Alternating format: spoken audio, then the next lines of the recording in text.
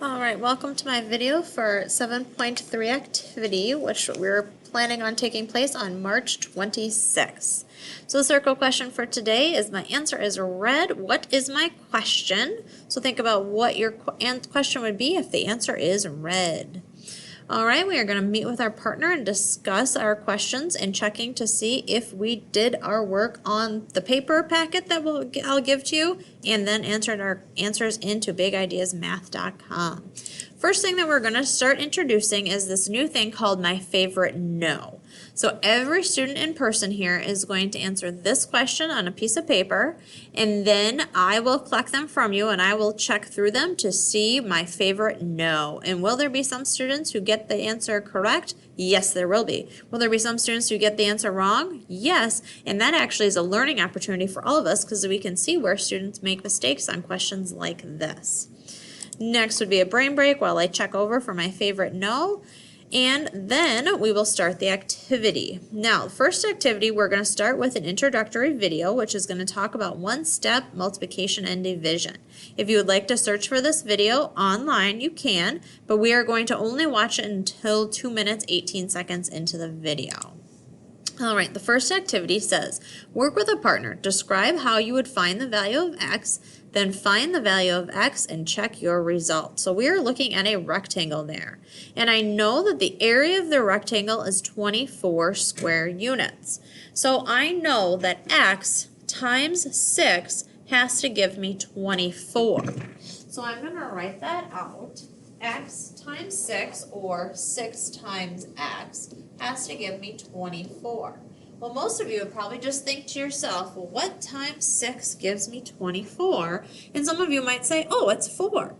But what if we couldn't think of the number that would equal x? What if we just couldn't figure it out? What number times 6 equals 24? Well, what we can do is use inverse operations, divide by 6 on both sides, and that would tell me that x does equal 4. Well, bringing back how to find the area of a parallelogram, remember we learned that formula earlier this year. Base times height equals area. So for this one, I know 5 times x has to equal 20. Well, 5 times what number gives me 20? And some of you might think, oh, 5 times 4, and that is true. But if you couldn't figure that out, we could figure it out by just dividing by 5 on both sides, and x would equal 4 again. Last one's the trickiest of them all. We did talk about the area of a triangle earlier this year, and you know base times height divided by 2 gives me the area of a triangle. So for this one, my base is 8, my height is x, and then of course that would be divided by 2 gives me an area of 28. Well, to think of a number, 8 times something divided by 2 gives me 28 is kind of tough. That's why we have to come up with strategies so that we know how to figure this out. And what I would first want to do is times by 2 on both sides. That's going to give me 8x has to equal 56. And then I would divide by 8 on both sides, which means that x has to equal 7 for this triangle. And then to find the area of that triangle, 8 times 7 is 56. 56 divided by 2 would give me 28 as the area of that triangle. All right, second activity, using an equation to model a story. So it says, 3 people go out to lunch. They decide to share the $12 bill evenly. How much does each person pay? Well, if you look at the model here, what they have is these represent the 3 people. This represents the $12 bill. If you count all those cubes, that equals 12 right there. How much does one circle weigh? Well, if you think about it, wouldn't I have to divide by 3? Divide this 12 by 3, and that would be what each of those would equal. So 12 divided by 3, of course, is going to leave me with 4. So that means each person pays $4. So if you think about it algebra-wise, 3 people go out to lunch. They each pay a certain amount that gives them $12. So if I divide by 3, that means that each person is going to have to pay $4. All right, activity 3, you can pause the video and try doing each of these ones on your own. But what it says to do is first, what is not known? Then write an equation to represent the problem. What does the variable in your equation represent? And explain how you can solve the equation. So the first problem says 3 robots go out to lunch. They decide to share the $11.91 bill evenly. How much does each robot weigh? Or pay, excuse me. So I'm going to say 3 times R equals $11.91. Now, unfortunately for these ones, a lot of students have been able to get away with just thinking to themselves, well, what number times this number is going to equal that? But this is the first one where it's not going to work out for you, because to think of a number times 3 that's going to give you $11.91 might take you a very long time to guess and check. So it would actually be easier for this one if you drew your dividing line, divide by 3 on both sides, and that means each robot is going to have to pay $3.97. On Earth, objects weigh 6 times what they weigh on the moon.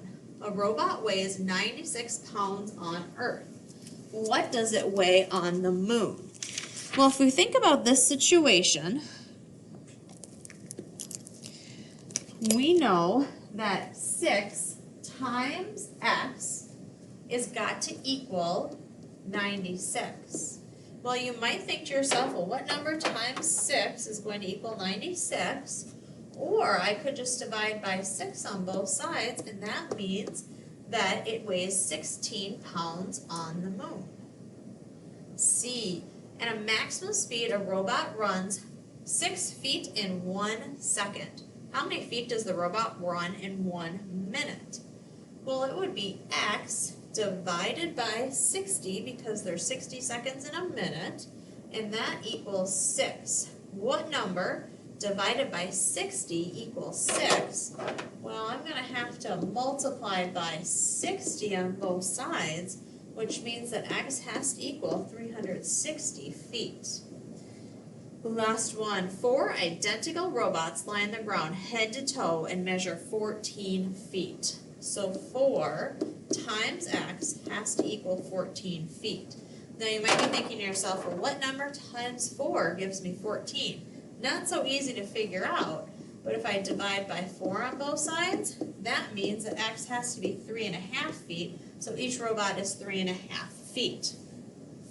So the what is your answer on the bottom says, complete each sentence by matching. So the inverse operation of addition, of course, is subtraction. The inverse operation of subtraction is, of course, addition. The inverse operation of multiplication is division. And the inverse operation of division is multiplication. And that is what we are introducing you to today, is the inverse operation of multiplication and division. All right, you can get out your practice work. Of course, it will be done in a packet, and then you will transfer your answers online. So we'll get started with the first one together. It says s divided by 10 equals 7. So if I draw my dividing line, I know s divided by 10 means I have to times by 10 on both sides. That then leaves me with 70. And if I check it, does 70 divided by 10 equal 7? Yep, it does. So that is my answer I have to enter online. Question number 8. T divided by 5 equals 6. So that means I'm going to have to times by 5 on both sides. 5 times 6 is 30, and that has to be what t equals, because 30 divided by 5 gives me 6. So that is the answer that I would enter online.